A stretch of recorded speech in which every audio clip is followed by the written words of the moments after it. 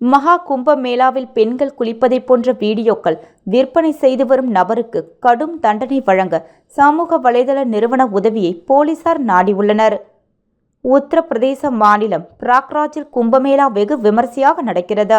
நாடு முழுவதும் இருந்து கோடிக்கணக்கான பக்தர்கள் கங்கையில் புனித நீராடி வருகின்றனர். வரும் 26ஆம் தேதி வரை நடக்கிறது. இதுவரை 55 கோடிக்கும் மேற்பட்டோர் புனித நீராடி உள்ளனர். இந்நிலையில் திரிவேணி சங்கமத்தில் பெண்கள் குளிப்பதை வீடியோவாக எடுத்து சிலர் விற்பனை செய்து வருகின்றனர் என புகார்கள் வந்துள்ளன. பிப்ரவரி 17ஆம் தேதி பெண் யாத்ரீகர்கள் அளித்த புகார்படி இன்ஸ்டாகிராம் பயனர் ஒருவர் மீது வழக்கு பதிவு செய்யப்பட்டது. பிப்ரவரி 19ஆம் தேதி டெலிகிராம் சேனலில் பெண்கள் குளிக்கும் வீடியோக்களை விற்பனை செய்து வருவது கண்டறியப்பட்டது.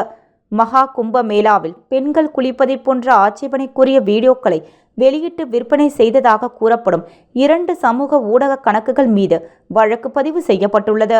சட்ட நடவடிக்கைகள் துவங்கப்பட்டு உள்ளன. விசாரணை நடந்து வருகிறது.